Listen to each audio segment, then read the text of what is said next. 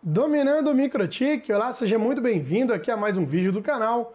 Meu nome é Leonardo Vieira, sou instrutor oficial da MikroTik, consultor, e hoje eu estou aqui para responder aí a sugestão de vídeo do Osiel Jesus. Osiel, muito obrigado aí pelo feedback, obrigado aí por estar inscrito no canal, deu para ver o íconezinho vermelho aqui que você está inscrito aí no canal, e você pediu aí para falar sobre redirecionamento de portas. Então, além do Osiel, se você também tem interesse nesse assunto, fique comigo até o final, pois nós vamos destrinchar todo o assunto, levando, claro, sempre boas práticas.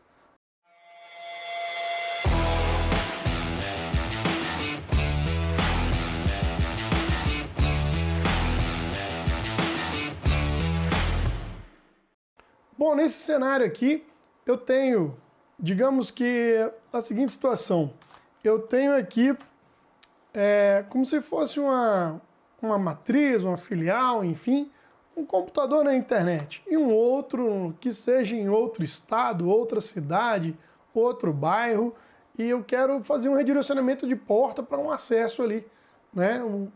O ideal sempre é que possível utilizar VPN, mas muitas das vezes você não quer fazer uma VPN para depois ter acesso à rede. Você quer só redirecionar uma porta que seja para um DVR, que seja para um acesso a um servidor, a um serviço, a uma página web, seja lá qual for a necessidade.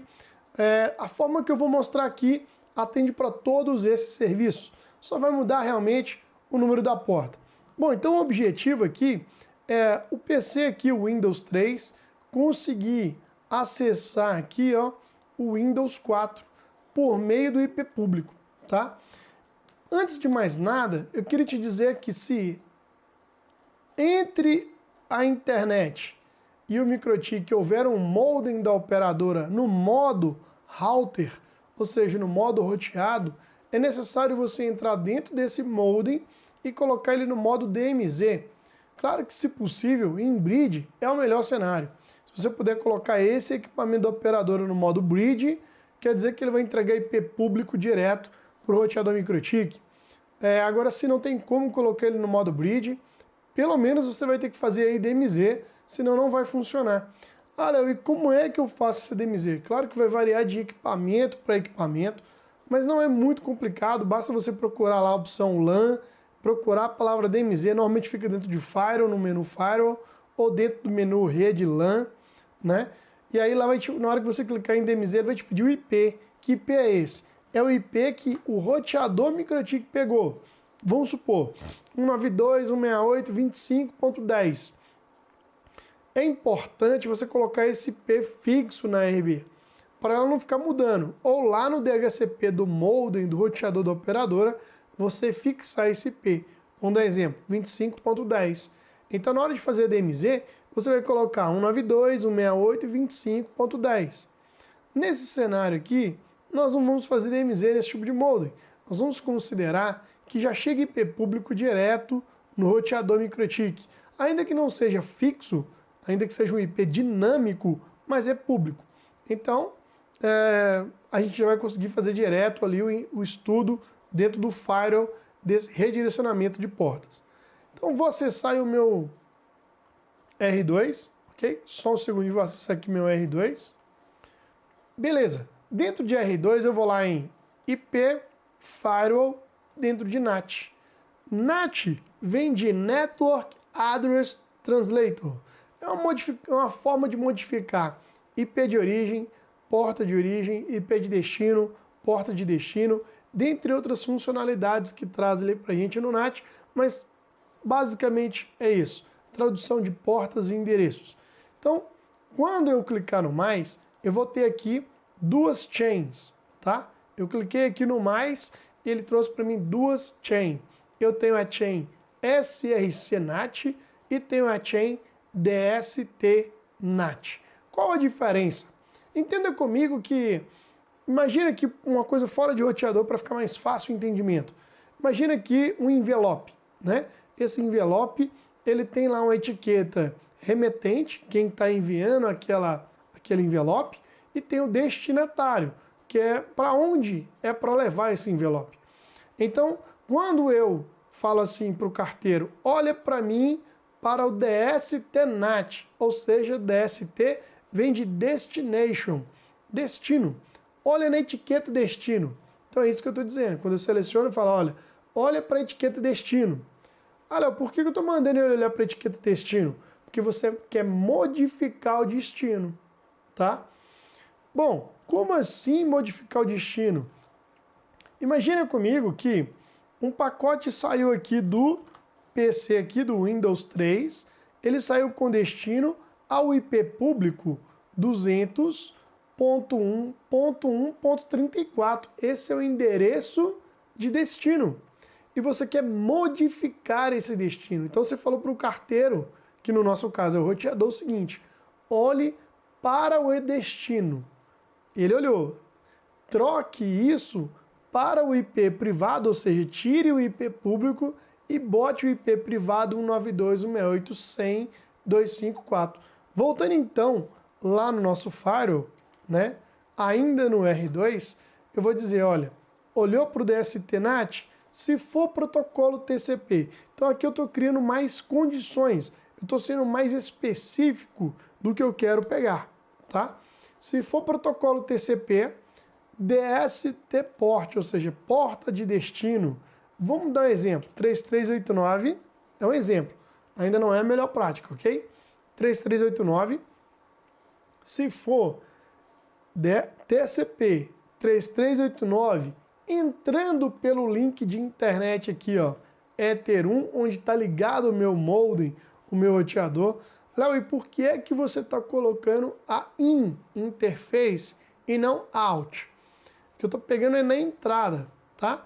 Na entrada desse pacote, ok? É claro que para aprofundar ainda mais, nós precisaríamos abrir o Packet Flow e estudar mais o Packet Flow do RouterOS. Mas para o vídeo não ficar tão longo, vamos ser mais objetivo aqui. Então, resumindo, entrou o pacote pela Ether1, que é o meu link de internet, e se eu não colocar nada, Léo? Se eu não colocar nada, ele vai pegar tanto o pacote que entra pela Ether1, quanto o pacote que está da minha rede local indo para a internet. Ele vai pegar nas duas direções. E eu quero só o que vem da internet, só o que vem da Ether1. Então, se atendeu às minhas condições, ou seja, eu selecionei os campos, são condições. Atendeu as condições, execute a ação. Qual é a ação? DST-NAT, ou seja, modifique o destino. E no to address eu vou colocar o IP do meu servidor, 192.168.100.254. Poderia ser um DVR, poderia ser uma central de alarme, seja lá o que for, é a mesma coisa, tá? Agora, preciso eu colocar aqui o campo to ports? E a resposta é não. Desde que a porta de entrada, ou seja, que veio da internet, é a mesma de saída. Eu não vou preencher, eu vou deixar aqui em branco. Léo, mas e se eu preencher? Bom, você mandou tirar um 3389 e botar 3389. Basicamente é isso. Mas eu não vou preencher para te mostrar primeiro, né, que funciona, tá? E depois eu vou mostrar quando é que você precisa realmente preencher. Então, quando a porta de entrada aqui, ó, veio da internet, ou seja, que está lá na etiqueta, é a mesma que ele vai entregar, então eu não preciso modificar. Entenda como se fosse a porta aí, fosse o número do apartamento. Se o apartamento é 101, eu não vou mandar ele apagar na etiqueta o número 101 e escrever de novo 101, certo? O número de apartamento é o mesmo. Eu estou mudando, é o destino. Em vez de entregar no prédio 10, entregue no prédio 20, beleza? Então eu vou dar OK aqui na regra, criei a regra. Vou, para testar isso, fazer o seguinte, clicar em cima aqui, ó, do Windows 3, e quando eu abrir o Remote Desktop, eu vou botar o 200.1.1.34, que é o IP público que está na Ether1 de R2. Então eu vou abrir lá, ó, e vou botar aqui 200.1.1.34. Se pedir login e senha, já funcionou. Ó, pediu login e senha, funcionou.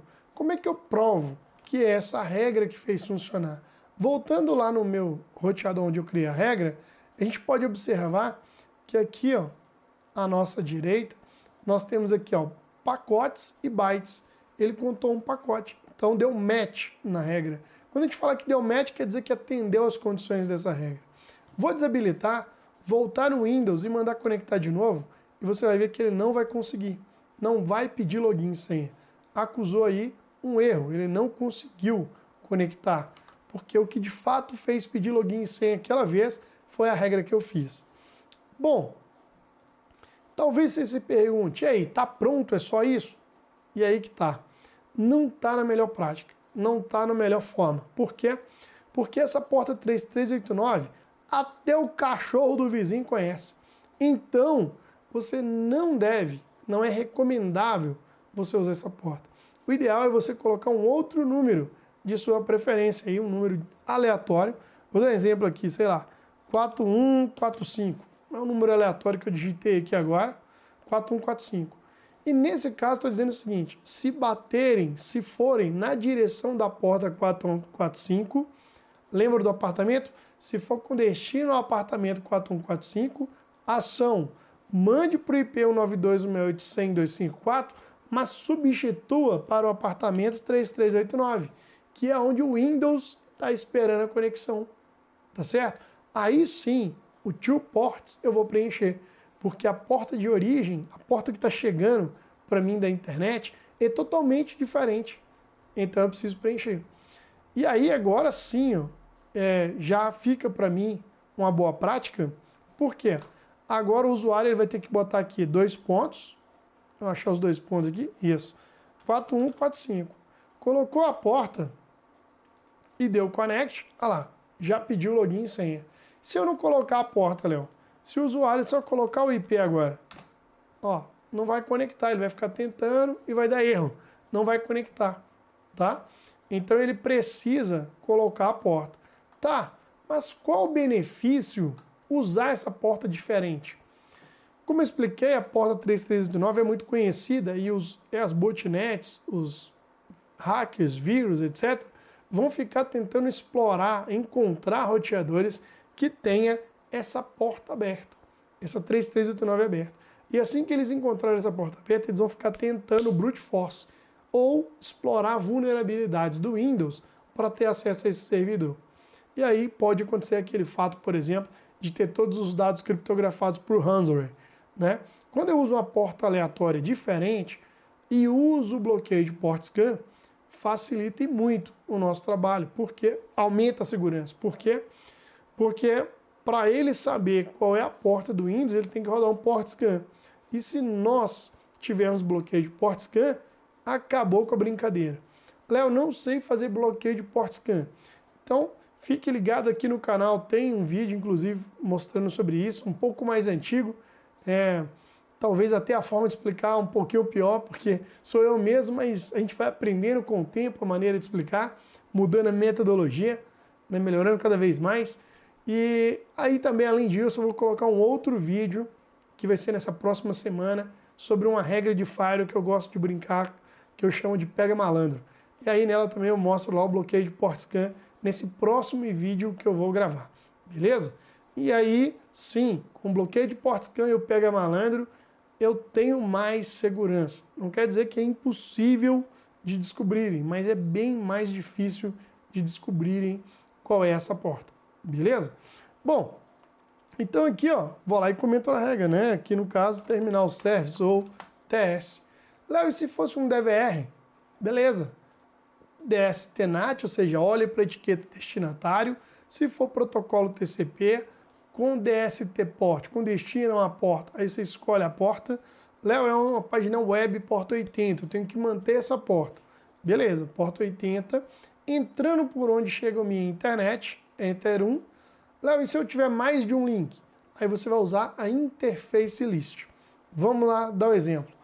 Imagina que eu tenho a Ether 1 e a Ether 2 como entrada de internet no meu equipamento. Então eu venho aqui em Interface List e vou criar uma lista. Eu vou chamar essa lista aqui, ó, no mais, de One ou Links. Né? Eu vou chamar de One. E aí eu vou relacionar, dar um ESC aqui, sair dessa janelinha, e nessa Interface List eu vou relacionar quais são as interfaces que fazem parte da One. eu vou dizer que faz parte da list one a Ether 1, vou dar OK, adicionar agora a Ether 2, OK novamente. Basicamente, interface list é criar uma relação de duas interfaces ou mais, ou uma que seja, a uma lista, a um nome, tá? Bom, agora na minha regra de Firewall, em vez de usar in interface, eu vou apagar isso aqui. Toda vez que você clicar em algum campo que, por engano, no Firewall, que você não vai usar aquele campo, você coloca ele em cinza, para que não atrapalhe, para que não faça com que sua regra deixe de funcionar. Porque quando eu clico, eu ativei esse campo, eu selecionei a informação. Então, seta para cima, vou usar agora o in interface list, one. Ou seja, eu estou dizendo que o que vier pelos dois links, ou por um ou para o outro, ou por um ou por outro, ou pelos dois, ao mesmo tempo, também vai funcionar. In interface list one, ação dstnat, boto o IP do DVR, 192.168.100.253, por exemplo, e a porta. Se a porta de entrada é 80 e a porta do DVR ou do servidor web é 80, eu nem preciso preencher. Ah, Léo, mas eu gosto de preencher. Tá tudo certo, só quero te explicar que não precisaria, tá? Bom, dou OK, né? E aí tá lá, por exemplo, web, um HTTP, né? Ou DVR, como queira chamar, tá? Bom, como eu já expliquei anteriormente, essa é uma das boas práticas aí de configuração. É claro que existem técnicas para aumentar ainda mais a segurança, como o port knock, mas nem todo mundo pode usar esse tipo de técnica em todos os tipos de implementações, pois às vezes dificulta muito para o usuário final lá, tá? Mas fique ligado aqui no canal então, que é onde eu vou trazer mais dicas e aí as coisas vão se complementando, tá? Os vídeos eles vão se complementando aí de informações. Se você gostou desse vídeo aqui, dá aquele joinha, comenta aqui embaixo, deixa aí a sua